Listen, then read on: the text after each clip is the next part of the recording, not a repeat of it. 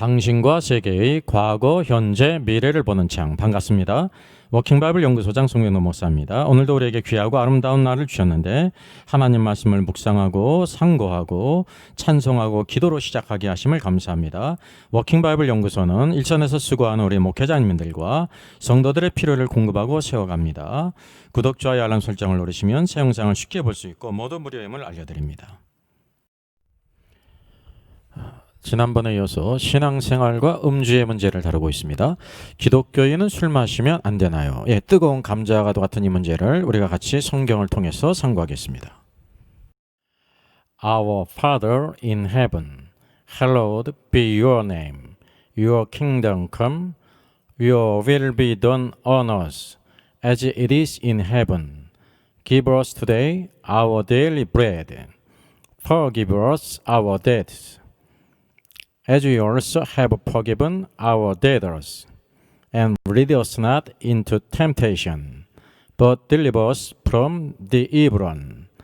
For yours is the kingdom, and the power, and the glory, forever. Amen. 이 주제에 대한 여러 가지 영상들이 있습니다. 여기 기독교인은 술 마시면 안 되나요? 조회수가 41만이에요. 그래서 우리 모두 하나님 나라의 덕이 되는 삶을 삽시다, 이렇게 간단히 언급했죠. 또 여기 C.S. 루이스 기독교인의 술 문제를 종결하다 그러면서 여기 또 올렸습니다. 여기 참만빠라는 이제 채널이 있죠. 6,250명이나 이렇게 봤네요. 조회수는 12,000이네요. 술과 담배를 해도 괜찮은 이유 그랬어요. 음주 문제를 다뤘는데 술 해도 괜찮다, 담배를 해도 괜찮다라는 것을 여기 이제 이렇게 올리지 않았습니까? 또 밑에는 한국 교회만 유독 술에 예민한 거 아닌가라고 이렇게 했어요. 그러니까 기독교와 술하면서 한국 교회만 유독 술에 대해서 예민한 거 아닌가. 그러니까 한국 교회가 지금 뭔가 좀 오류가 있고 잘못있다, 그런 뜻이죠. 우리가 이래서 여기 사실 이것이 사소한 문제 같은데 사소한 문제가 아니라는 것을 우리가 알아야 되죠. 여기 또 생각하는 복음에서는 크리스천은 술 마시면 안 되나요? 라는 주제로 올렸습니다. 조회수가 83,000이네요. 여기 또 크리스천이 술 담배 하면 지옥 가나요? 유기성 목사. 그래서 기독교인이 술 담배 하지 말아야 될 이유. 사실은 우리 워킹 바이블에서는 뭐 술 담배를 하지 말라, 또 아니면 해도 된다, 이런 관점으로 하질 않습니다. 어느 쪽이든지 성경에서 어떻게 정확하게 말씀하고 있는지를 우리가 결론보다도 더 중요한 것이 그 과정 속에서 그 이유가 바로 무엇인지 성경적인 우리가 제시를 받게 될 때 우리가 그것을 받을 수 있다는 사실이죠. 이런 관점에서 쓰기 때문에 좀 영상이 길어집니다. 그래서 우리가 성경을 바로 알고자 하는 사람에게는 유익하고요, 그냥 이렇게 쓱 한번 보고 그냥 대충 하려는 사람에게는 좀 번거롭습니다. 그것을 꼭 기억하셔서 우리의 문제라는 것을 기억하셔야 됩니다. 여기 책 읽는 사자에서도 기독교인은 술과 담배를 하지 않아야 된다 그랬죠. 65,000회를 조회했네요. 또 밑에는 예수님도 물을 포도주로 만드셨는데 왜 마시면 안 되느냐라는 이런 전제를 깔지 않았습니까? 그러니까 예수님께서 물로 포도주를 만드셨다는 것을 전제를 했어요. 기정사실화했죠. 그래서 우리가 마시면 안 되느냐라고 했는데 성경을 참 아주 낮게 본 것입니다. 우리가 정도 이 퀴티 정도 이렇게 하면은 우리가 보이는 것만 얘기를 하면 수많은 오류가 있다는 것입니다. 맞아 보이지만. 그래서 본 영상은 좀 길겠지만은 또 너무 길어지기 때문에 구약의 것은 다음으로 미뤘습니다. 신약에서 어떻게 말씀하고 있는지를 같이 퀴즈트 하겠습니다. 대부분의 많은 경우에 예수님께서 그 포도주를 마셨다고 단정합니다. 여러분, 그것이 사실일까요? 우리가 그 사실을, 근거를 찾아야 된다는 거예요. 그래서 여기 예수님과 루터도 마신 술 마시면 안 되나요? 예수님이 술을 마셨다는 것을 기정사실화했어요. 루터가 술을 마신 거는 뭐 당연하겠죠. 독일에서는 맥주를 마셨으니까.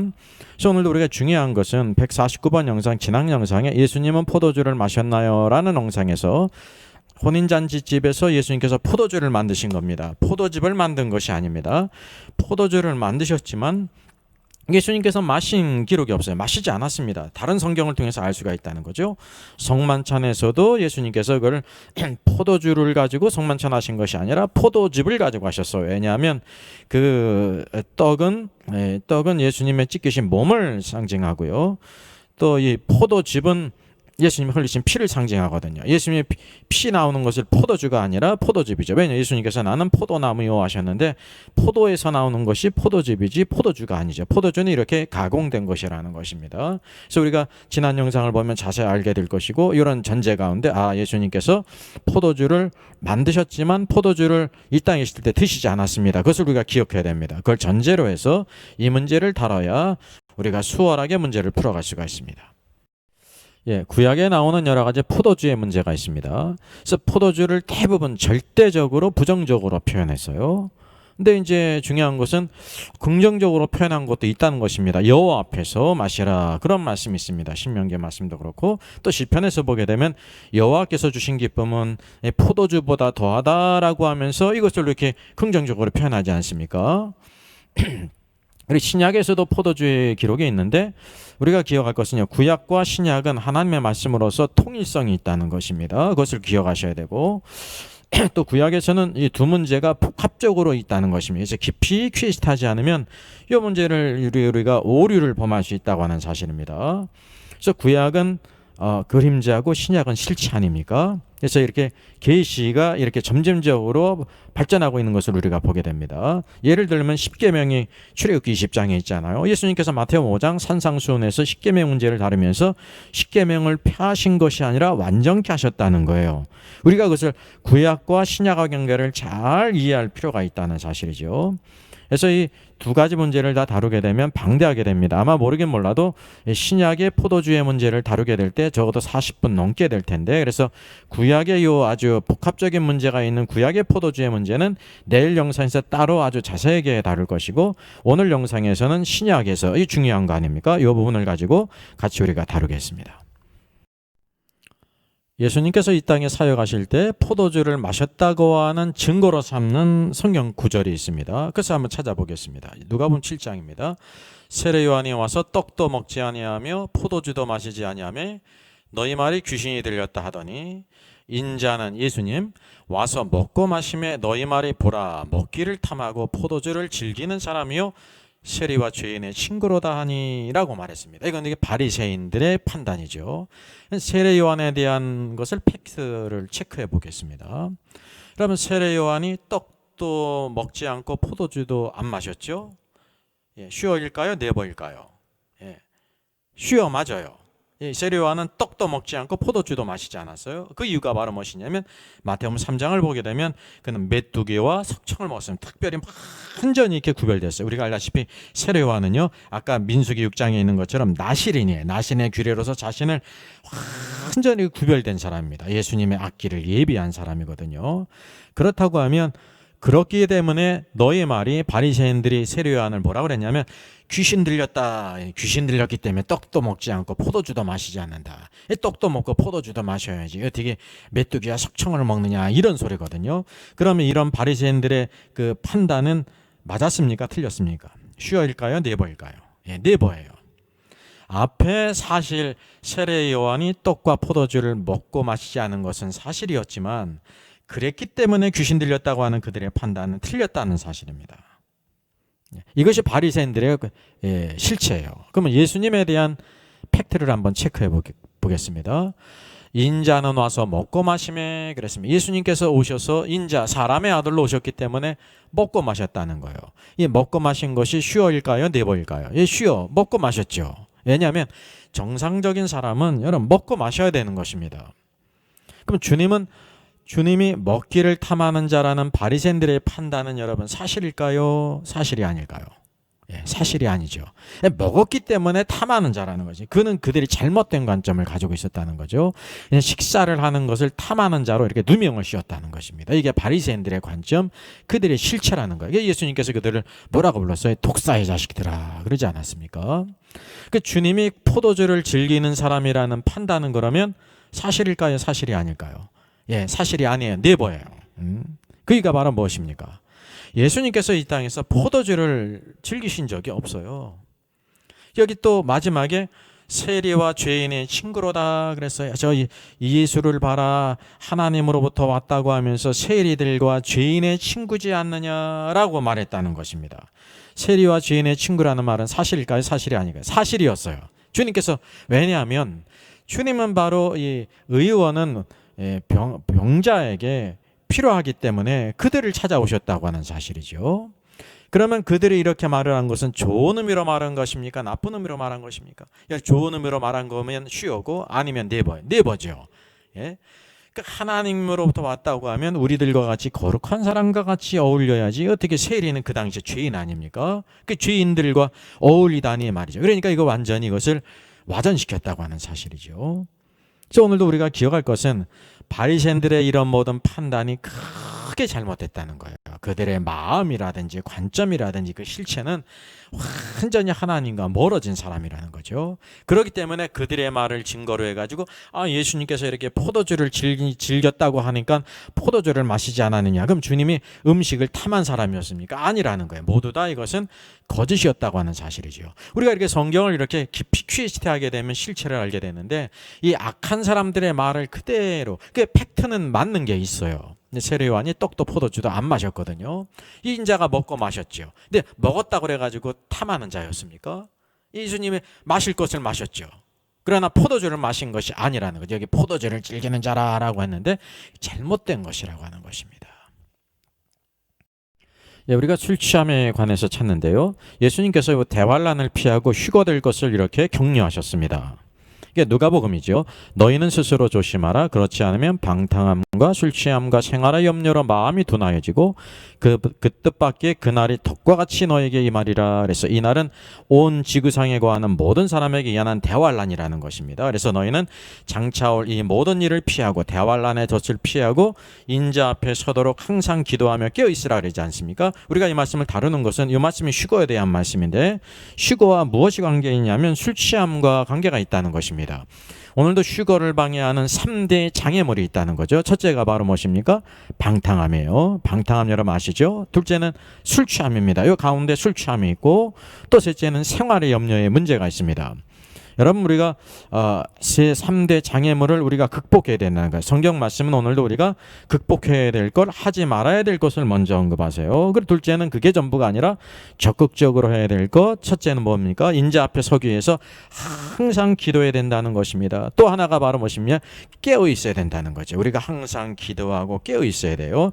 만약에 어떤 사람이 기도를 하는데 방탕함도 있고 술 취함이 있어요. 생활의 염려로 살아요. 그 사람의 기도는 그냥 기도입니다. 자기 육신의 소유를 위한 기도죠. 영적으로 깨어있는 것이 아니라는 사실이죠.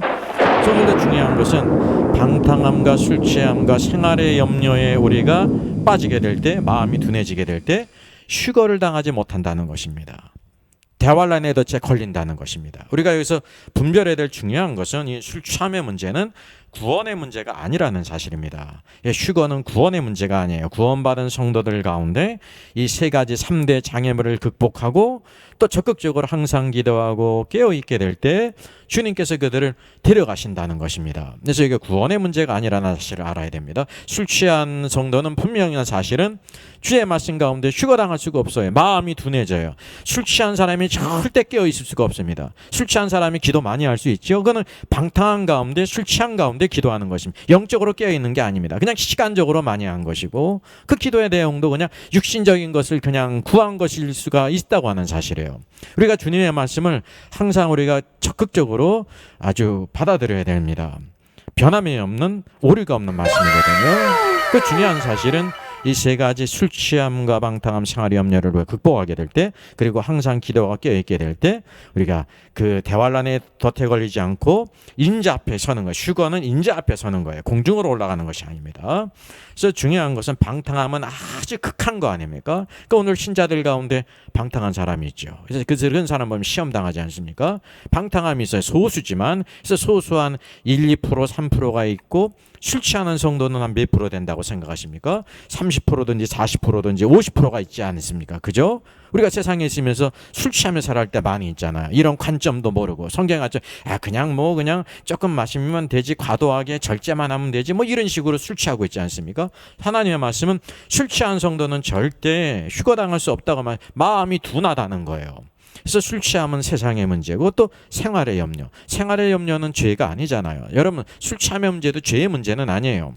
생활의 염려, 오늘도 우리가 육신의 필요들이 있는데 그것만 늘 위해서 살게 될 때 우리가 깨어있지 못한다는 사실이죠.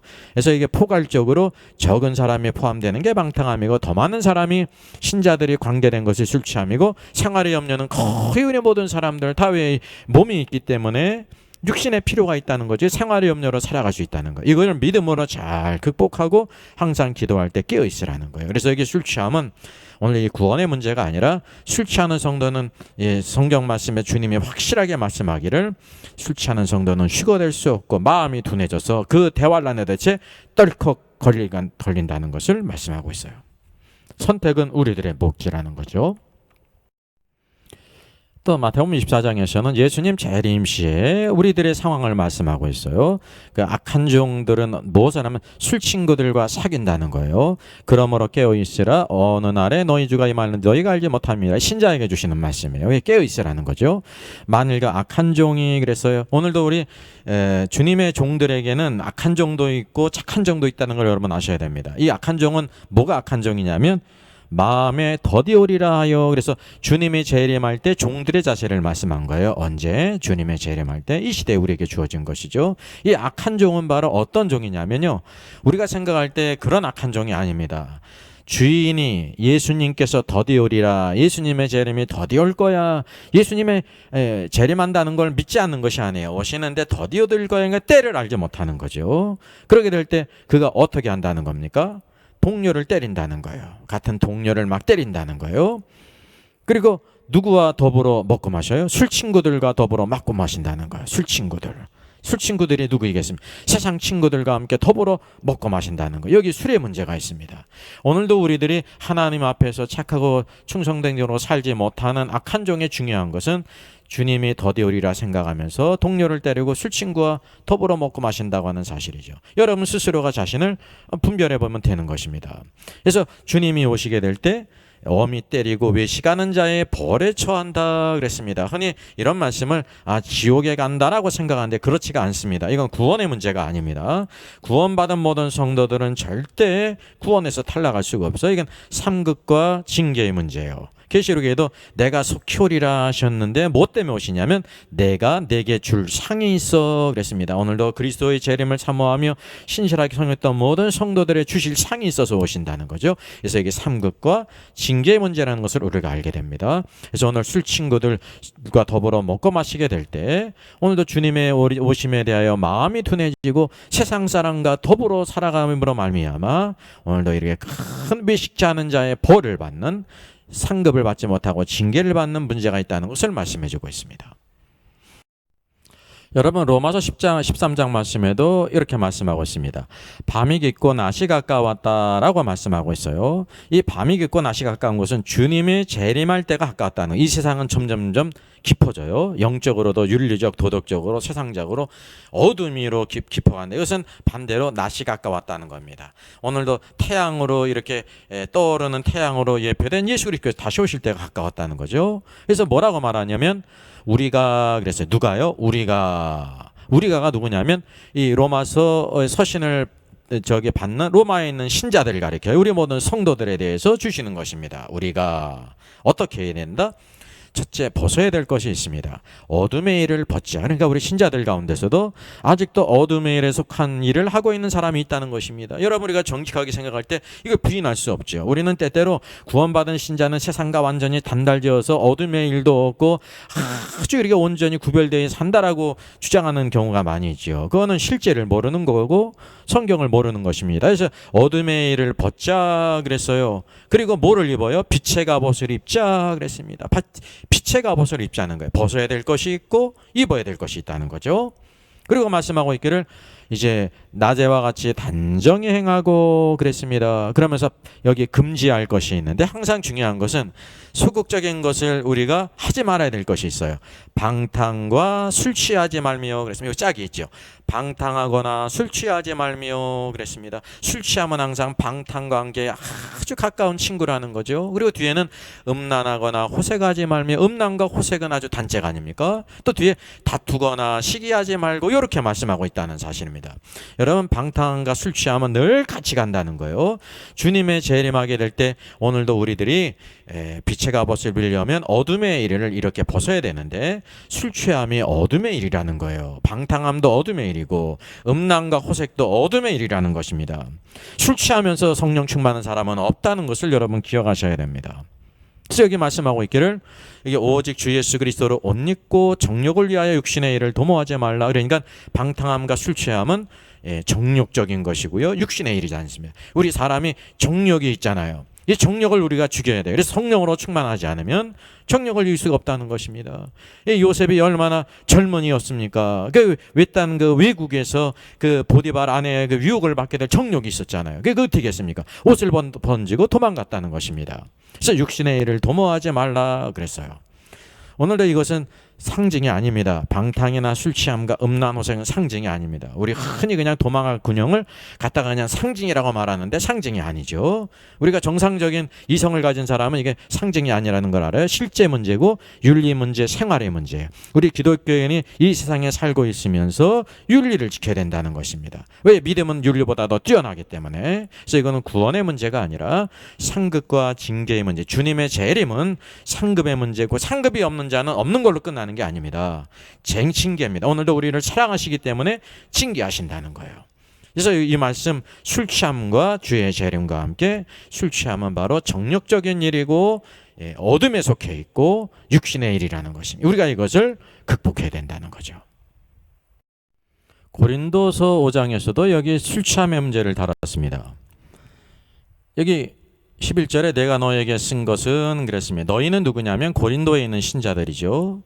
또 만일 어떤 형제라 일컫는 자가 그랬어요. 어떤 형제는 누구입니까? 고린도에 있는 신자들 가운데 어떤 사람을 가리키는 것입니다. 그리고 어떤 일을 행하는 자가 있냐면 음행이나 탐욕을 부리거나 우상 숭배를 하거나 모욕하거나 술 취하거나 빼앗거든, 이렇게 말하고 있어요. 이 고린도 성도들 가운데 음행하는 자도 있었고 탐욕과 우상 숭배하는 자도 있었고 술 취하는 자가 있었다고 하는 사실이죠. 그럴 때 뭐라고 얘기하고 있냐면 사귀지도 말고 함께 먹지도 말라, 그렇게 단호하게 말씀하고 있어요. 여러분, 이것은 상징이 아니죠. 우상 숭배도 그냥 우상 숭배, 음행도 음행이고 탐욕도 탐욕이고 술 취하는 것도 술 취함이라는 거죠. 실제 문제, 생활의 문제, 윤리의 문제예요. 구원의 문제가 아니에요. 구원받은 신자 가운데 술 취한다고 해가지고 구원에서 탈락이 아닙니다. 이건 상급의 문제고 상급이 없는 자에게는 징계의 문제라는 사실을 우리가 알아야 된다는 거죠. 만약에 이런 일을 하는 사람은 그리스도의 풍성한 삶을 전혀 누리지 못하는 거예요. 이것이 아주 심각하다는 것을 우리가 깨달아야 된다는 사실이죠.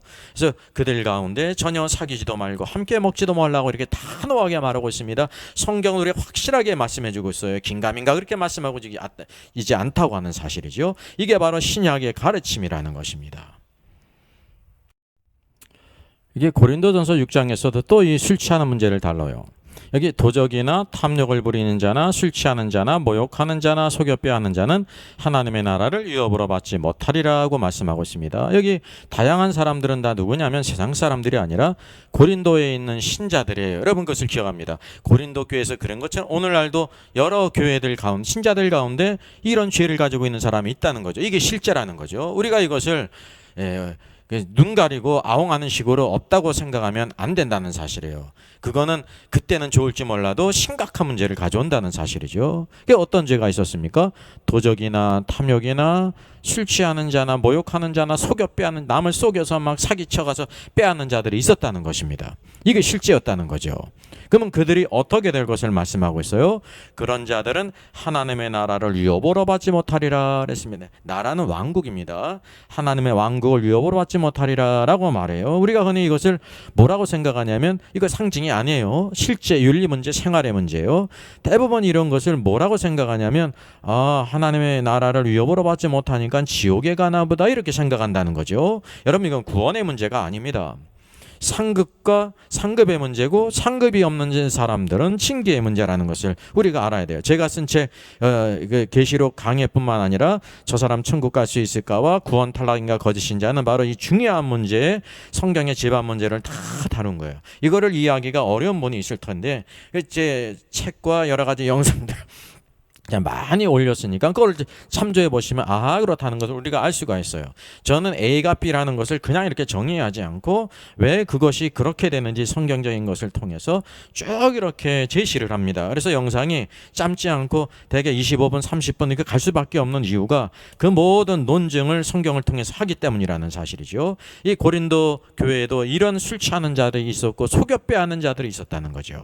그래서 그 무엇도 문제, 구원의 문제가 아니라 예수 그리스도께서 이 땅에 하나님의 왕국을 가져오실 때 만왕의 왕으로 오실 때 왕으로 들어가지 못하고 징계를 받는 자가 된다는 것을 여기에 말씀해 주고 있습니다. 얼마나 이게 중요한 말씀이냐 말이죠. 갈라디아서 5장을 보게 되면 우리가 너무나 잘 알지 성령의 9가지 열매가 있죠. 그런데 그 앞에 또 뭐가 있냐면 육체의 일이 있어요. 성령의 열매의 반대는 육체의 일. 그래서 육체의 일은 육체의 열매라고 말할 수 있다는 것입니다. 정반대죠. 그래서 여기에서 언급된 모든 사람들이 있어요. 음행하는 사람, 더러운 것을 행하는 사람, 호색하는 사람, 우상 숭배하는 사람, 주술을 하는 사람, 원수를 맺는 사람, 분쟁하는 사람, 당짓는 사람, 투기하는 사람, 술 취하는 사람, 방탕한 사람 다 누구냐면 갈라디아 지방에 있는 신자들 가운데 이런 사람들이 있다는 것입니다. 여러분 이것이 실제예요. 아 우리 신자들 가운데 이런 죄를 짓는 사람이 없어라는 사람은 성경도 모르고 자기 자신도 모르고 사람도 모르는 사람이라는 거예요. 이게 실제라는 거죠. 그러면 어떤 죄들이 있었냐면 육체의 일들이에요. 이게 다 육체의 일들은 성령의 열매가 아닌 것들을 가리킵니다. 그래서 신자는 둘 가운데 어떤 열매를 성령의 열매를 맺든지 성령의 열매를 믿지 않으면 육체의 일을 맺고 있다는 것을 여러분 기억하셔야 돼요. 우리가 성령 충만하지 않으면 술 취하기가 술로 충만한 것이 술참이거든요. 둘 중에 하나를 맺게 돼 있다는 사실이죠. 그래서 이거를 이렇게 경고하고 있습니다. 너에게 경계한 것 같이 경계하노니라고 했습니다. 여러분 신앙생활은 이런 모든 죄를 이기는 삶이에요. 유월절은 어린 양의 피를 발라가지고 죽음의 사자가 넘어가지 않았습니까? 그러니까 유월절은 무교절로 이어지는데 무교절은 7일 동안 누룩이 없는 떡을 먹어요. 누룩은 죄를 가리키는데 죄가 없는 삶을 구원받은 다음부터 죄를 이기는 삶을 살아야 돼요. 우리가 예수 그리스도 안에서 성령으로 살게 될 때 죄를 이기는 삶을 산다. 그게 축복이라는 거예요. 근데 이것을 버거워하면 안 된다는 사실이죠. 그래서 이런 우리가 특별히 술 취하는 우상 숭배하는 성도, 방탕한 성도가 어떻게 될 것을 경고했습니까? 하나님의 왕국을 위협으로 받지 못한다. 성경에 나라라고 번역했는데 나라는 네이션이 아니라 킹덤이에요. 킹덤은 주권이 왕에게 있지요. 네이션은 주권이 국민에게 있어요. 전혀 국가 체제가 틀려요. 그래서 하나님의 나라라고 번역하면 안 되는 것입니다. 현대어로 번역한다고 그래가지고 하나님의 왕국을 위협으로 받지 못한다라고 말씀하고 있습니다. 오늘도 이것은 상징도 아니고 실제적인 문제, 윤리의 문제, 생활의 문제지 않습니까? 그래서 하나님의 왕국을 위협으로 받지 못한다는 것은 오늘날 대부분의 사람들이 구원받지 못해 지옥에 간다고 생각한단 말이죠. 세간전 칭의로든지 전통적 칭의론, 종교적 칭의론에 속한 모든 사람들 여기에 대부분 99.9%가 속해 있잖아요. 지옥에 간다고 생각을 해요. 그 잘못된 것입니다. 제가 그래서 쓴 세 가지 책은 모두 이 문제를 다 이렇게 퀴즈트 해가지고 올바로 제시했단 말이죠. 그건 여러분 스스로 이제 찾아볼 문제죠. 그래서 이게 중요한 것은 이것이 구원의 문제가 아니라 상급과 징계의 문제라는 사실을 우리가 알아야 됩니다. 만약에 이 말이 술 취하는 성도들이 이 하나만 보더라도 술 취하는 성도가 하나님의 왕국을 위협으로 얻지 못하는데 이것이 구원받지 못하고 구원 탈락이다 지옥에 간다고 한다면 오늘날 교회 가운데 지옥 갈 사람이 얼마나 되겠어요? 여러분 스스로 정직하게 생각해 보세요. 여러분 스스로는 술 취해 본 적이 없나 말이죠. 이게 구원의 문제가 아니에요. 구원은 은혜의 문제고 우리가 은혜 가운데 거하게 될 때 하나님의 뜻 가운데 의롭게 구별되어 살아가면서 세상의 모든 육체의 일들을 이기고 성령 충만한 열매, 성령의 열매를 맺게 된다고 하는 사실이에요. 어쨌든지 여기 중요한 것은 술 취하는 성도는 하나님의 왕국을 위협으로 받지 못하는 것이 아주 심각하게 성경에 말씀하고 있는 것입니다. 이게 중요한 문제예요. 그래서 우리가 술 취함의 문제가 어떤 문제라는 것을 분명히 알아야 되는 것입니다. 이건 구원의 문제는 아니지만 신앙생활 가운데 아주 중요한 위치를 차지하고 있다는 것이죠. 또 에베소서 말씀을 빼놓을 수 없죠. 너무나 유명하죠. 술 취하지 말라. 이는 방탕한 것이니 오직 유일하다는 거예요. 성령으로 충만함을 바르라 그랬습니다. 명령이 뭐예요? 술 취하지 말라. 먼저 두 낫이 있어요. 소극적인 것 하지 말아야 될 것이 있는데 술 취하지 말라 그랬어요. 조금 취하면 된다 그러지 않았단 말이죠. 그러니까 술 취하든지 말든지 너희 선택이다 그러지 않았어요. 우리가 이 한 말씀만 보더라도 확실해지는 거예요. 모든 성경은 오류가 없기 때문에 그냥 한 말씀만 꽉 붙들어도 아, 술에 대해서 술 취하지 말라고 알고 있구나 라고 말하고 있단 말이죠. 그리고 그 이유를 말씀하시죠. 왜? 방탕한 것이다 그랬어요. 술 취하는 것은 방탕한 것이에요. 술 취한 성도 치고 성령 충만한 사람 없고 주를 위해 살아가는 사람 없고 주의 형상을 닮아가는 사람이 없다는 것입니다. 하나님을 기뻐하는 사람이 아니라는 거죠. 그게 성경의 정의예요. 그걸 우리가 막 이렇게 각색하려고 하지 말라는 것입니다. 성경 있는 그대로 순수하게 받아들이라는 거죠. 그리고 말씀하고 있기를 적극적인 것이 있어요. 소극적인 것을 끊어야 될 뿐만 아니라 적극적으로 행해야 될 것이 있는데 오직 성령으로 충만함을 받으라 그랬습니다. 성령으로 충만해야 된다는 거예요. 신자들의 축복은 성령으로 충만합니다. 이거는 선택이 아니라는 거죠. 물론 우리의 삶 가운데 우리들이 스스로 선택하죠. 누가 강요한다고 따라하지 않지 않습니까? 이러면 그래서 잘 품절해야 돼요. 믿음의 실제를 붙잡아야 된다는 사실이죠. 그래서 이것은 어떤 의미냐면 우리 신자들은 신자들이에요. 구원받은 신자들일지라도 술 취하면서 흥청망청 살아가든지 아니면 성령 충만해서 살아가든지 두 가지 길이 있다는 것입니다. 술 취해 살아가는 것은 옛사람의 삶이죠. 세상 모든 사람들은 좋은 일이 있어도 술 마시고 나쁜 일에도 술 마시고 이래도 흥절에도 술 마시며 살아간다는 사실이죠. 그래서 술 마시는 사람들의 삶이 어떻게 됩니까? 방탕하게 되고 가난하게 되고 삶을 누리지 못하는 것이며 아주 불쌍한 사람이 되는 것입니다. 술 취하게 될 때 결국 알코올 중독자가 되잖아요.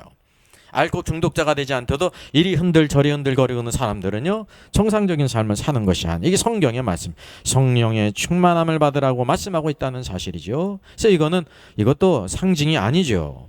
술 취하는 게 상징이 아니에요. 실제적인 문제, 인류의 문제를 다루고 있으면서 성령 충만함을 받으라. 성령 충만한 것도 상징이 아니죠. 실제적인 문제예요. 이게 구원의 문제가 아닙니다. 구원받은 신자도 여전히 술 취하며 살아갈 수 있는데 너희들 그러지 말아라. 왜? 이거는 방탕한 것이다. 알려주시잖아요. 오직 한 길이 있다. 갈팡질팡하지도 말아라. 오직 성령의 충만함을 받아야 된다. 그랬다. 이거는 구원의 문제가 아니라 상급과 징계의 문제예요. 그래서 이 말씀을 통해서 우리가 보게 되면 아하, 왜 성령 충만한 거를 상대편을 술 취함으로 했을까? 이거 우리가 생각해 보세요. 하나님은 너무나도 지혜로우시거든요. 세상을 대표하는 게 술이라는 것입니다. 여러분, 세상을 대표하는 게 술이에요. 그 예수 그리스도 안에서 풍성한 삶을 살아가는 것을 대표하는 게 성령 충만이에요. 여러분, 성령 충만을 다른 말로 한번 성령으로 취하라는 것입니다. 술 취하는 거는 바로 뭐냐면 술로 가득 찼다는 거죠. 술로 충만한 거예요, 사람이. 그래서 결국은 인사봉설이 되지 않습니까? 그래서 오늘도 무엇으로 충만하느냐? 이 구원받았을지라도 술 취함으로 우리가 살아갈 수가 있고 성령 충만한 이 모든 것은 방탕한 것이니 이것을 버리고 성령 충만함을 받으라는 말씀을 우리가 기억해야 된다는 사실이죠. 이 한 말씀만 우리가 모든 말씀을 봐도 확실하다는 것입니다. 자, 신약의 성경에서 술에 대한 말씀들, 이게 부정적인 말씀 그랬는데 모든 게 다 부정적인 말씀이에요.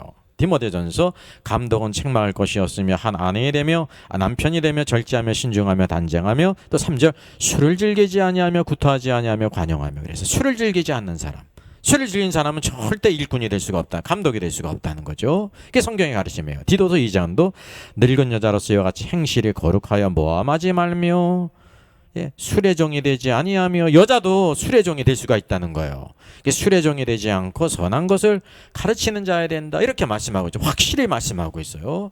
디도서 1장 7절도 마찬가지. 감독은 하나님의 청지기로서 책망할 것이 없어야 된다. 제 고집대로 하지 말아야 된다. 급히 분내지 아니해야 된다. 말해서 술을 즐기지 아니해야 된다. 구타하지 아니해야 된다. 더러운 이득을 탐하지 말아야 된다. 술을 즐기는 사람은 하나님의 일꾼이 될 수가 없다는 것이 성경의 확실한 증거라니까요. 우리가 이것을 그대로 받아들여야 돼. 또 디모데전서 3장 8절 이와 같이 집사들도 정중하고 일구이언을 하지 않고 술에 임박이지 아니하고 더러운 일을 탐하지 아니하고. 이 술에 임박인 사람은 절대 주의 일꾼이 될 수가 없다고 성경에 말씀하고 있다는 것입니다. 우리가 이거를 새겨야 돼요. 신약에서 유일하게 부정적이지 않은 말씀이 있습니다. 아주 특별하죠. 이게 무슨 말씀입니까? 디모데전서 4장 23절에요. 이제부터는 물만 마시지 말고 내 위장과 자주 나는 병을 위하여는 포도주를 조금 쓰라 말하고 있습니다. 사도 바울이 디모데에게 그랬다는 거예요. 그래서 여기 보게 되면 우리가 특별히 기억해야 될 것이 이거는 이제 일반적인 음용이 아니라 치료의 목적이에요. 내 위장과 자주 나는 병을 위해서. 그러니까 디모데에게 위장병 있지 않았습니까? 그래서 포도주를 조금씩 쓰라는 겁니다. 약으로 조금씩 쓰라 그랬어요. 이거는 대중 모든 사람에게 말하는 것이 아니라 이런 병을 가지고 있는 환자에게 주신 것이죠. 우리가 이것을 잘 구별을 해야 합니다. 그래서 신약 성경은 술 취함에 대해서 가르치는데 하나님의 나라, 하나님의 왕국을 위협으로 받지 못한다고 일관되게 말씀하고 있습니다. 이게 팩트예요. 팩트를 체크해 보십시다. 퀘스트해 보자 말이죠. 위에 이미 하나님의 왕국을 위협으로 받지 못한다는 것은 구원을 얻지 못한다는 뜻으로 대부분 해석해요. 99.9%. 누구도 전통적 칭의론, 종교개혁 칭의론은 그대로 받은 많은 60%가 있는데 이게 전통적 칭의론은 이와 같이 행위가 잘못된 사람은 거짓 신자라고 말해요. 거짓 신자로서 지옥에 간다는 거예요. 그러면 세관점 칭의론은 뭐라고 말하냐면 이런 이제 우상 숭배를 하든지 윤리가 잘못된 사람, 술 취하든지 방탕한 사람은 구원을 받았는데 행위가 없기 때문에 구원 탈락이다 말이죠. 이게 결과는 똑같지만 근원이 틀려요. 전통 칭의로는 원래 신자가 아니라 거짓 신자였다 그렇게 말하는 것이고요. 이제 술 취함에 대해서 보게 될 때 세관점 칭의로는 이제 예수를 믿어서 구원을 받았는데 행위가 따르지 않았기 때문에 순종하지 않았기 때문에 구원에서 탈락해서 지옥에 간다 이렇게 말하고 있는 것입니다. 어쨌든 모두 지옥에 간다는 것은 일치하는 거예요. 결과는. 그래서 오늘날 전통적 칭의론에 있든지 세관점 칭의론에 있는데 모두 술 취하는 사람, 우상 숭배하는 사람, 더러운 일을 취하는 사람, 이와 같이 윤리가 잘못된 사람은 다 지옥에 간다는 것입니다. 그걸 가르치든지 안 가르치든지 그것을 숨기든지 모르든지 지옥에 간다는 거예요.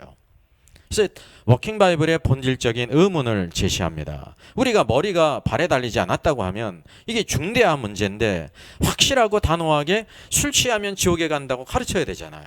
근데 왜 그렇게 가르치지 않습니까? 참 미스테리죠. 제가 이를 생각해 봤어요. 술을 마시면 되는가 안 되는가 그래서 긴가민가 가르치잖아요. 오락가락 하잖아요. 왜 오락가락 하는지 모르겠어요. 예? 가락은 이해가 돼요. 가락하다가 가락국수를 먹습니까? 오락하다가 오락실 가나요? 예, PC방. 왜 갈팡질팡합니까? 갈팡질팡하다가 쿠팡이 생겼나요? 그러니까 오늘날 대부분 오락가락하고 중구난방이고 사사시대예요. 아 괜찮다. 뭐 과도하게 마시지만 절제하면 된다. 뭐 죄가 아니다. 예수님도 포도주를 마셨는데 괜찮다. 수많은 이런 견해가 있다는 사실이죠. 그 이유가 뭐냐면 단호하게 말하기에는 확실하게 몰라요. 예, 확실하게 몰라요. 제가 이제 예측하는 거예요. 둘째는 이 술의 문제가 사회뿐만이 아니라 사회는 일반 모든 불신자를 포함하죠. 물론 신자들에게도 큰 영향을 주잖아요. 이게 이 뜨거운 감자처럼 건드리기가 어려운 거예요. 그게 실제인 것 같습니다. 셋째는 과도한 것은 나쁘지만 절제하면 된다고 하는 그런 생각도 있지 않습니까? 그죠? 또 전체적인 성경의 메시지를 온전히 확실히 보지 못했기 때문에 확실하지 않기 때문에 확실하지 않은 메시지가 있는 것입니다. 우리가 이 모든 것을 하나님의 왕국을 위협으로 받지 못한다는 것을 어쨌든 세관점이든지 전통적 칭의로든지 다 지옥에 간다고 가르친다고 하면 우리가 확실하게 이 술 취하면 우상 숭배와 똑같이 지옥 간다고 확실히 증거해야 되는데 왜 그러지 않느냐는 거죠. 예? 이게 미스터김이 아니라 미스터리예요. 미스터리예요. 미스터리. 우리가 이런 모순을 벗어나야 된다는 것입니다. 그래서 술 취하면 지옥 간다고 왜 가르치지 않는 것? 이런 건 이제 창과 방패라고 생각해요. 창과 방패를 두 글자로 줄이면 뭐예요? 이게 모순이라는 거죠. 모순 속에서 성경을 가르치니 모순적인 성도가 나오는 것입니다. 여러분 하나님의 나라, 하나님의 왕국을 위협으로 받는다는 것의 의미는 구원의 문제가 아니에요. 지옥 가는 문제가 아니라는 사실이죠. 구원은 믿음으로 받습니다. 그 믿음의 뿌리는 은혜를 말미암은 거예요. 하나님의 큰 은혜가 있어서 이거는 누구도 어쩔 수가 없고 아버지의 손에서 뺏어갈지도 없고 우리도 스스로 이거를 포기할 수가 없네요. 아버지의 것이기 때문에 아버지께서 또 우리를 아들에게 주셨기 때문에 아들보다 큰 자가 어디 있습니까? 그래서 우리를 뺏어갈 자가 없다는 것입니다. 이거는 주님이 재임은 하나님의 왕국 통치를 이 땅에 가져오는 것입니다. 오늘도 온 나라에 미국과 중국과 뭐 우리나라와 일본과 모든 유럽에 오늘도 그리스도께서 통치하시는 것이 눈에 보입니까? 아니잖아요. 세상 사람이 통치하고 있고 하나님을 대적하잖아요. 그래서 그때 통치를 이 땅에 가지고 오시고 만왕의 왕으로 다스릴 때 오늘도 이런 이기는 신자들, 성령 충만한 성도들, 육신의 열매를 맺지 않고 성령 충만하고 제자로 살고 오늘도 하나님을 기쁘시게 하며 하나님과 동행한 에녹과 같이 사는 신자들이 왕으로 들어가는 것이고, 그렇지 못한 신자, 성령 충만하지 않고 술 취하는 신자들은 왕으로 들어가지 못하고 징계를 받는다는 거예요. 이게 마태복음의 수많은 영상들과 천국, 지옥, 음부, 이런 모든 주제들은 다 이 부분을 다루고 있는 것입니다. 수많은 영상을 제가 올랐잖아요. 그러니까 조금만 목차를 보면서 찾아보면 다 거기에 여러분들이 의문 갖는 것이 다 있어요. 그걸 여러분 적어도 관심 있게 찾아보시라 말이죠. 돈 버는 데만 신경 쓰지 말고 오늘도 우리가 이 중요한 영적인 문제를 잘 찾으라는 거죠. 나 올려놨는데도 못 찾아요. 그래서 못 찾는 걸 제가 이해하기 때문에 또 이렇게 어디 몇 번 영상에 다 올려주지 않습니다. 조금 더 관심을 가지라는 것입니다. 여러분이 중요한 거예요. 신앙생활은 십자가는 목걸이가 아닙니다. 목에 걸려있는 우리의 모든 생명과 모든 것이 다 있다는 사실을 여러분 깨달아야 된다는 사실이죠. 우리가 예수 그리스도를 나의 구주로 믿는 것은 정말 세상에 중대한 것이고, 구원받은 이후에 예수 그리스도가 나의 주인이심을 오늘도 우리가 선포하고 나가는 건 정말 중요한 일이라는 사실이죠. 주님의 통치 아래서 살아가는 신자가 되어야 되는 것입니다. 주님의 통치 없이 살아가는 신자는 불쌍한 인생입니다. 이 시대에도 불쌍한 인생이에요. 그걸 언제 알게 되냐면 이제 죽어서 낙원에 갔을 때 깨달을 뿐만 아니라 주님의 재림하실 때 뭐 다 깨닫잖아요. 그때는 이제 믿음이 필요 없지 않습니까? 그래서 오늘도 우리가 하나님 말씀을 확실히 하는 것이 중요하다는 것입니다. 기독교인의 음주의 문제에 대해서 여러 가지 많은 영상이 있는데, 특별히 다마스커스 TV에 이런 영상을 올렸어요. 기독교인이 술 마셔도 되나요? 그래서 여기 유튜브 영상 15개를 분석해가지고 성경 185구절을 분석하고 찬성과 반대 논리를 총정리했다고 그래요. 그래서 이제 이거를 한번 예를 들었어요. 그런 이유가 뭐냐면 찬성 반대 논리를 총정리했다고 그래요. 그리고 또 8만 7천 회를 이제 이렇게 시청했잖아요. 그러니까 많은 사람의 영향을 줬죠. 그리고 또 이게 뭐냐면 이런 흔히 우리가 어떤 성경을 그냥 큐티 정도를 해가지고 이러하다라는 걸 주장하거든요. 이게 큐티의 아주 그냥 폐단이거든요. 성경을 전체적으로 잘 조명을 해가지고 온전한 것을 봐야 되는데 그게 대부분 다 그렇다는 거예요. 그리고 특별한 이유는 댓글 가운데 아주 눈여겨볼 만한 아주 그런 훌륭한 댓글들이 있기 때문에 그렇습니다. 여기 다마스커스는 뭐라고 말하냐면, 내가 다른 술을 먹는 기독교인을 정죄해서 바리새인과 같은 행동을 하기 때문에 술을 다시 마시기 시작했다고 그렇게 얘기를 했어요. 이게 이제 술을 안 먹었는데 나는 술을 안 먹는데 술을 먹는 그리스도인들을 보면서 마음으로 막 정죄를 해가지고 내가 정죄하기보다는 나도 그냥 술을 먹고 정죄를 안 해야 되겠다. 술을 먹으면 동일하니까 정죄 못하잖아요. 그래서 이렇게 했다라고 말을 한단 말이죠. 그래서 이 문제를 같이 다뤄보겠습니다. 여기 댓글 가운데 케이시 주님이 이런 댓글을 했습니다. 처음 보게 됐습니다. 말씀도 잘하고 율법주의에 대한 부분도 잘 정리해 주신 것 같아 매우 잘 들었습니다. 이게 노란 것이, 하지만 내가 다른 술을 먹는 기독교인들을 정죄해서 바리새인과 같은 행동을 하기 때문에 술을 다시 마시기 시작했다는 말씀은 물론 본인 자유의지지만 이렇게 예수님의 복음을 공개적으로 전하신다는 분께서 하실 말씀은 아니라고 생각합니다. 이게 아주 타당한 거예요. 자기의 느낌을 중심하지 않았습니까? 우리는 다 죄인이지요. 우리의 의로는 단 한 가지도 할 수 없잖아요. 심지어 예수님도 그러셨잖아요. 내 의지로 술을 끊겠다거나 내가 판단하여 바리새인과 같으니 내 방법으로 그렇게 되지 않기 위해서 술을 다시 먹기 시작했다거나 내가 스스로 조절할 수 있다는 등의 발언은 결국 그리스도가 아닌 내 육체를, 몸을 말하는 게 아니면 하실 때 설명하지 않겠습니까? 의지하는 삶이고 자기중심적인 삶이지 않을까요? 그래서 성경에 술을 먹으면 죽는다거나 지옥 간다는 말은 없습니다. 맞죠? 이게 팩트예요. 그러나 굳이 믿는 사람이 다니면서 술을 입에 대는 등에 믿지 않는 사람들이 오해를 줄 수 있는 행동을 하는 건 잘못되었다고 생각합니다. 물론 말씀하신 대로 술 안 먹고 행실은 바르나 주님과의 관계가 올바로 되어 있지 않다면 당연 그 사람은 율법주의적 신앙입니다. 하지만 전자가 더 맞는 그리스도라고는 절대 얘기할 수 없죠. 술을 안 먹고 안 먹고의 문제보다 신앙의 본질이 당연히 우선시되어야 합니다. 동의합니다. 행위로 구원받을 수는 우리니까. 하지만 믿음과 복음과 행위는 분명히 같이 가야 한다고 생각합니다. 이렇게 올렸단 말이죠. 아주 탁월한 성경의 흐름을 잘 알고 있는 그런 댓글이에요. 이걸 우리가 눈여겨봐야 되는 거예요. 여기 또 아주 훌륭한 댓글이 있어요. 다니엘인데요. 죄송합니다. 술을 마시는 분이 하시는 경험이라 조금은 조심스러운 시각이라고 여겨집니다. 예, 술을 마시는 걸 다마스커스가 얘기를 했거든요. 그러다가 이제 안 마셨는데 자기가 술 마신 사람을 정죄하기 때문에 바리새인처럼 되지 않기 위해서 술을 마신다 그랬잖아요. 저는 술을 마시지 않는 삶을 살았습니다. 율법이 위하는 죄를 경계하는 마음으로 술을 마시지 않았고, 술을 마시지 않는 것을 시작으로 다른 죄도 경각심을 갖고 죄를 짓지 않으려 애썼습니다. 아주 그렇죠. 우리가 성경의 역사를 기도하면 성령의 인도하심이 이렇다는 것입니다. 그래서 여기 대학을 막 들어갔을 때 저는 어울리는 것을 너무 좋아해서 술 마시지 않으면 사람들과 친해지지 않을까 봐 두려움이 있었습니다. 하지만 그 두려움보다 내 믿음의 선언이 주의를 변화시키고 하나님이 일하실 거라는 믿음이 있었습니다. 첫 술자리에서 나를 사랑하시는 분을 내가 부끄러워하는 게 너무 싫어서 그냥 에라 모르겠다, 뭐 쫄릴 거 있냐, 예수님이 짱이지라는 생각하고 나 예수님 믿어서 술 안 마셔, 그래도 친하게 지내고 싶어 라고 말한 게 제 첫 시작이었습니다. 얼마나 담대합니까? 여러분, 이런 신앙이 있어야 돼요. 이제 30이 됐습니다. 대학생활, 군복무, 회사생활, 환경이 바뀔 때마다 술을 권하는 사람, 술을 먹지 않는 것에 압박하는 사람, 술 먹지 않는 것을 의아해하는 사람 항상 존재했어요. 그런 사람이 있죠. 그들의 의견을 항상 존중했습니다. 그리고 저는 크리스찬이라 마시지 않습니다라고 고백했고, 언제나 이 말에는 큰 책임이 따라왔습니다. 이 말은 즉 저는 크리스찬입니다, 당신에게 향기를 전하겠습니다, 의미를 내포합니다. 자연스레 주위 사람들은 더 섬기게 됐고 사랑을 전하고 싶어집니다. 그리고 제 진심을 느끼고 많은 사람들의 마음이 움직이는 것을 경험했습니다. 술을 마시지 않아서 사람들과 교제하지 못할 거라 염려하지 마세요. 하나님은 하나님의 사람을 방치하지 않으세요. 환경이 변할 때마다 제 주위엔 항상 좋은 사람들이 넘쳐났고 저에게 과분할 정도로 저를 좋아해 주시는 분들이 많았습니다. 그럴 수 있었던 가장 큰 이유는 술 마시지 않는 사람이어서가 아니라 크리스찬이라는 고백으로 시작된 구별된 모습을 그들이 느꼈기 때문입니다. 시험해 보세요.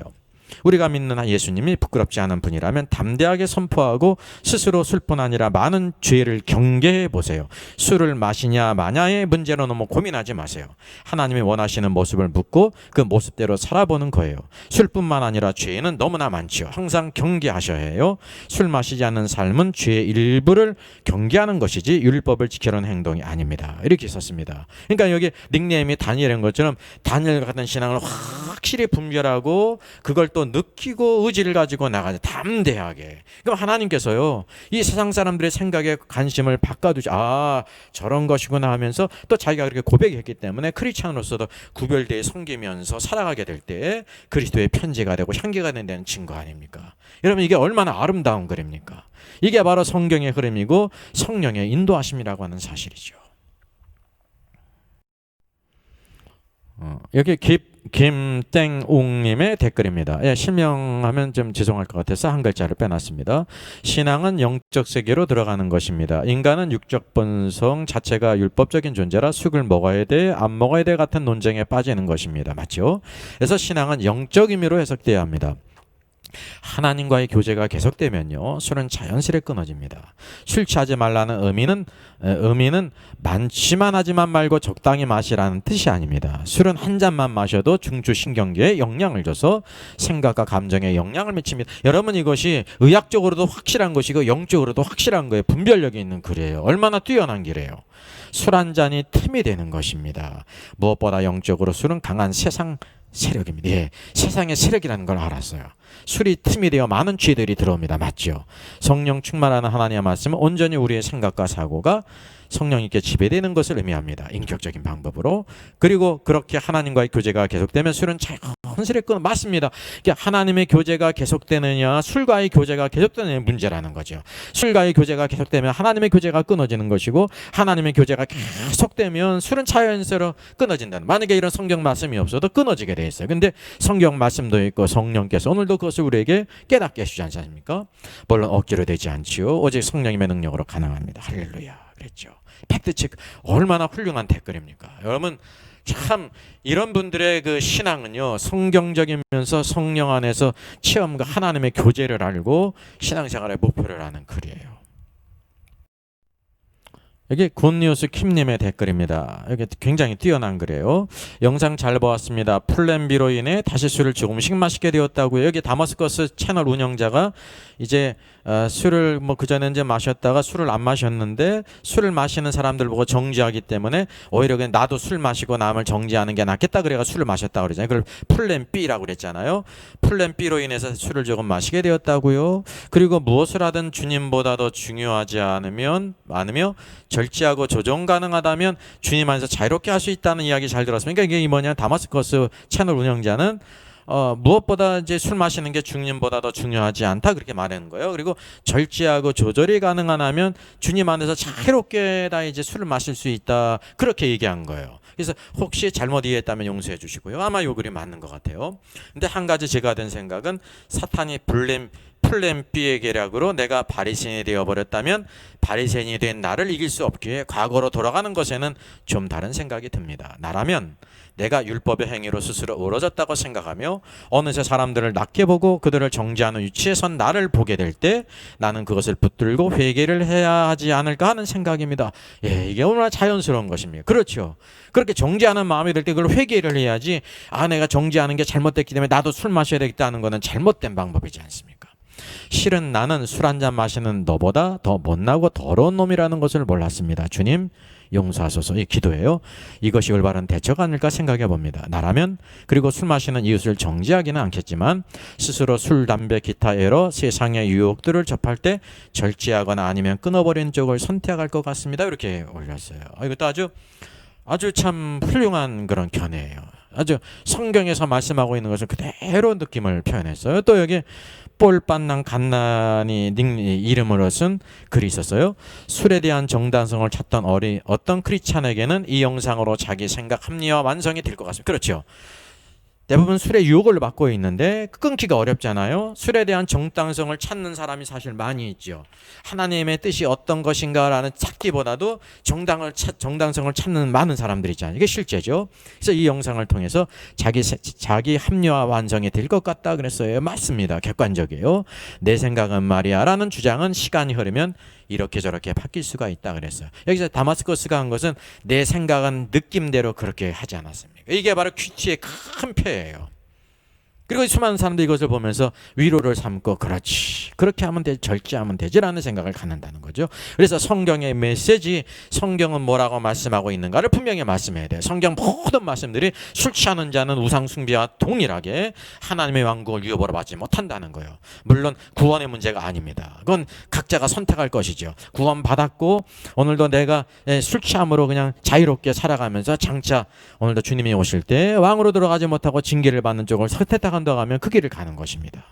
우리 믿음은 선택이거든요.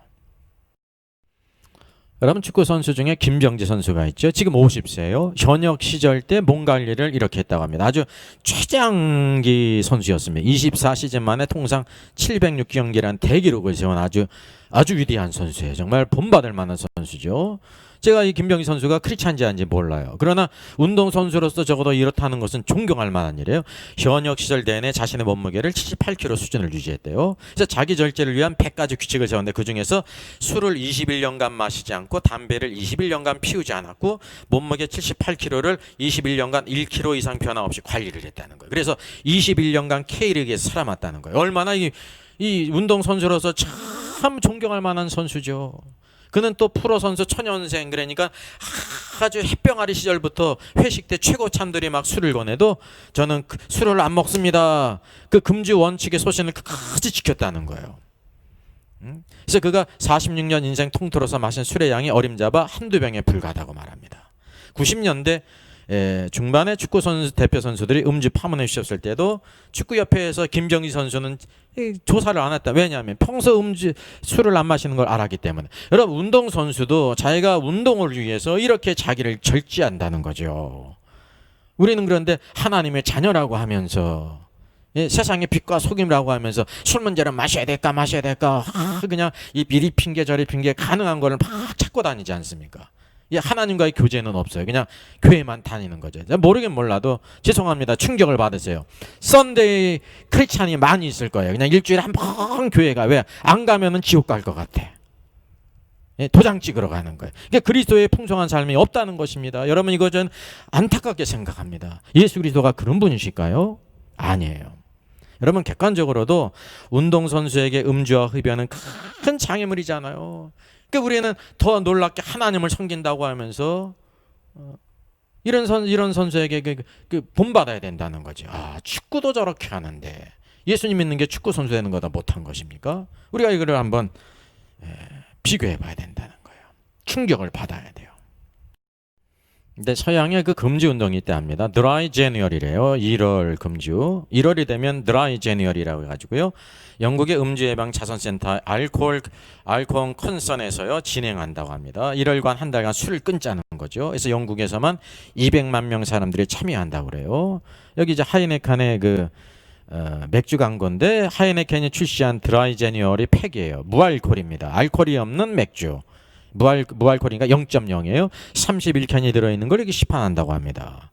이게 예수님 믿지 않는 사람들이 많이 있지 않습니까? 그러니까 알코올이 드는 것이 너무나 큰 폐해가 있기 때문에 이런 운동도 있다는 것입니다. 그래서 신약에서 신자들의 술을 마시는 문제, 음주의 문제, 그 두 종류의 신자가 있는 거예요. 구원을 받았는데 두 종류의 신자가 있어요. 이거는 이제 구원의 문제, 술을 마시는 문제는 구원의 문제, 술을 마시면 지옥 가는 문제일까요? 시효일까요? 네버일까요? 네버예요. 이걸 확실히 아셔야 돼요. 구원의 문제가 아닙니다. 이건 뭐냐면 하나님의 나라는 하나님의 왕국이에요. 하나님의 왕국을 위협으로 받는 문제. 또 킹덤 오브 갓, 이거 중요한 주제죠. 마태복음의 중심 주제죠. 그래서 제가 마태복음만 78강을 올린 이유도 보는 사람이 얼마 30명, 40명 많아요. 100명밖에 안 되는데 이거 올린 이유가 뭐냐면 성경을 아는 게 굉장히 중요하고 성경에 이런 책이라는 걸 보이기 위해서 78강을 제가 올린 거예요. 예, 2달 넘게. 2달 반이죠. 이게 또 성경의 중심이에요. 성경의 중심은 먼저 우리가 구원을 받아야 된다. 있고 구원받은 다음에 바로 뭐냐면 너희가 하나님의 왕국을 위협을 받는 자가 돼야 된다라는 주제란 말이죠. 예, 쉬워져. 성경은 바로 술 마시는 문제는 구원의 문제가 아닙니다. 그리고 신자 가운데 두 종류의 신자가 있는 거예요. 술의 문제에 관한 한 술 취하는 신자가 있습니다. 술 취하는 신자는 뒤집어 놓으면 뭐냐면 성령 충만하지 않아요. 말씀 충만하지 않아요. 하나님을 위해 살지 않아요. 하나님의 기쁨을 위해 살지 않아요. 여전히 자신의 기쁨과 육신의 향락과 정욕을 위해 살아간다는 거죠. 여기 하나님의 왕국을 위협으로 받는 자, 술을 끊고 성령 충만한 신자는요 세상과 구별되게 살아요. 그래서 술은 세상을 대표하는 것이고 성령 충만은 오늘도 그리스도인 가운데 오늘 주님을 따르는 제자의 길이라는 것입니다. 그 구체적인 이해가 있습니다. 롯과 같은 신자는 누구냐면 술 취하는 신자입니다. 세상에 취했죠. 그래가지고 제단도 없어요. 결국 소돔성으로 들어갔죠. 그곳에 성공을 했어요. 그의 모든 것이 다 불탔죠. 왜냐하면 소돔과 고모라를 하나님께서 심판하실 때 그 모든 것이 다 불타 없어졌어요. 그 사랑하는 아내는 뭐가 됐습니까? 뒤를 돌아봐서 소금 기둥이 됐죠. 사랑하는 두 딸은 살아나오지 않습니까? 두 딸은 소돔의 사상으로 찌들었단 말이죠. 그래서 아비에게 포도주를 먹여서 술 취한 다음에 첫째 날은 큰 딸이, 둘째 날은 작은 딸이 해가지고 모압과 암몬을 낳았어요. 그래서 영원히 모압과 암몬은 여호와의 총에 들어오지 못하리라 그랬습니다. 그 와중에도 롯이요 두 딸이 포도주를 먹이니 술에 취할 수 있었던 사람이에요.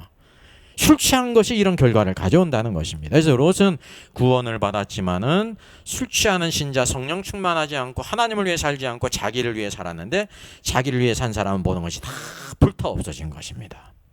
그리고 아브라함과 같은 신자는 늘 그가 장막에 있고 그 안에 제단이 있잖아요. 하나님께 예배가 있고 교제가 있잖아요.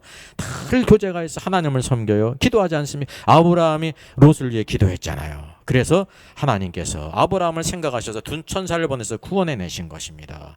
오늘도 이렇게 구원받는 성도가 있고 남을 구원하는 신자, 기도하는 신자가 있음을 보여주고 있는 것입니다. 여러분 구원받은 모든 신자는 다 아브라함 같은 신자가 아니에요. 아브라함 같은 신자가 있고 롯과 같은 신자가 있는 거예요. 삶의 중심이 어디 있는가? 그것이 있다는 이게 실제라는 거죠. 여러분 절대 신기루거리를 쫓아가지 마십시오. 성경의 확실한 메시지를 알게 될 때 성경은 너 어떤 사람이 될래? 롯과 같은 신자가 될 것이냐? 아브라함 같은 신자가 될 것이냐? 우리에게 보여주고 있는 것입니다. 그래서 이 술의 문제, 음주의 문제는 구원의 문제가 아닙니다. 그랬다고 해서 이것이 중요하지 않은 문제가 아닙니다. 오늘도 이 생활이 중요해요. 생활 가운데 성령 충만과 주의 은혜를 누리는 문제예요. 이렇게 풍성한 삶을 누리는 문제. 여러분 성령 충만하지 않은 사람은 풍성한 삶을 전혀 못 누리는 거예요. 그리고 장차 하나님께서 그리스도께서 하나님의 왕국을 이 땅에 가져올 때 그분이 만화의 왕으로 다스릴 때 왕으로 들어가는 사람이 있고 들어가지 못하는 사람이 있어요. 들어가지 못하는 사람은 바깥 어두운 곳에서 징계를 받는 것입니다. 물론 천년왕국 후에 새하늘과 새 땅에서는 하나님 백성으로 들어가죠. 이거를 선택하는 거예요. 믿음은 선택입니다. 사도 바울이 있었는데도요, 사도 바울을 다 믿지 않았습니다. 알렉산더 같은 성도는 얼마나 사도 바울을 핍박했습니까? 그러니까 믿음은 본인의 선택이에요. 여러분 스스로 진리의 말씀이 무엇인지를 잘 분별해서 하나님께서 우리에게 주신 길이 어떤 길인지를 확실해서 오늘도 아브라함에 갔던 길, 하나님의 왕국을 유업으로 축복자의 길을 가기를 바라겠습니다. 나의 영원하신 기업 같이 찬양하겠습니다. 나의 영원하신 기업 생명보다 귀하다. 나의 갈 길 다가도록 나와 동행하소서. 주께로 가까이 주께로 가오니 나의 갈 길 다가도록 나와 동행하소서. 세상 부귀 아니람과 모든 명예 버리고 험한 길을 가는 동안 나와 동행하소서.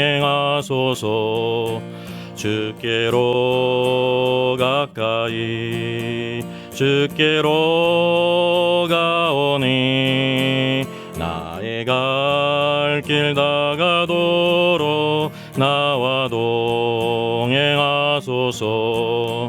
어두운 골짝 지나가며 험한 바다 건너서 정국문에 이르도록 나와 동행하소서. 주께로 가까이 주께로 가오니 나의 갈 길 다가도록 나와 동행하소서. 은혜가 풍성하신 하나님 감사합니다. 오늘 어제에 이어서 기독교인들은 술을 마셔도 되나요? 라는 문제에 수많은 사람들이 갈팡질팡하며 수많은 견해들이 있는데 부족한 정의의 문제를 성경을 통해서 이렇게 퀴즈하고 제시를 했습니다. 이 영상을 보는 모든 주의 또 사자 목사님들과 선교사님들과 또 모든 주의 성도들이 잘 깨달아 오늘도 좋은 것을 잘 취하게 하시고 오늘도 은혜로 믿음으로 구원받았는데 오늘도 세상에 취함으로 살아가는 죄들 되지 않게 하시고 어제 성령 충만함으로 주님의 제자로 오늘도 예수 그리스도로 충만하며 풍성한 삶을 누리고 오늘도 그를 위해 헌신하며 하나님을 기쁘시게 하며 하나님과 동행하고 하나님과 깊은 교제가 있어 세상의 모든 것은 다 끊어지게 하시고 이 시대에 온전히 그리스도의 것으로 분별되어 살아가는 저들 되게 주시옵소서. 이 놀라운 축복이 있게 하시고 우리의 모든 삶들 큰 일이 없고 작은 일이 없는데 모든 일에 예수 그리스도 안에서 성령 안에서 항상 가장 좋은 길, 축복의 길, 소망의 길, 은혜의 길을 가게 주시옵소서. 한 주간이 시작되어집니다. 어려운 상황에도 주님의 은혜로 저를 지켜주시고 서로 격려하게 하시고 위로가 되게 하시고 오늘 하나님의 왕국인 교회를 세워가며 복음과 그리스도를 위해 살아가는 저들 되게 하여 주시옵소서. 주님을 찬양합니다. 주 예수 그리스도의 이름으로 기도하옵나이다. 아멘. 예, 저의 저서를 소개해드리겠습니다. 때를 알라 주님 오신다. 계시록과 다니엘서의 전반적인 조망이지만 매우 중요한 책입니다. 저 사람 천국 갈 수 있을까? 구원과 천국의 내용을 심도 있게 다루셔요. 이런 종류의 책이 없습니다. 셋째는 구원 탈락인가 거짓 신자인가 종교개혁 기준을 기념하면서 칭의론 구원론 또 심판론 모든 중요한 주제를 다 망라한 책입니다. 이것을 읽는 사람들이 아마 큰 도움을 받을 것 같습니다.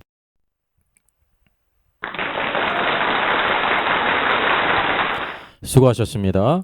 워킹바이블 연구소는 일선에서 수고하는 목회자님들과 성도들의 필요를 공급하고 세워갑니다. 매일 업로드가 되고 있습니다. 내일 영상을 참조하면 되겠습니다. 구독, 좋아요, 알람 설정을 누르시면 새 영상을 쉽게 시청할 수 있고 모두 무료입니다. 감사합니다.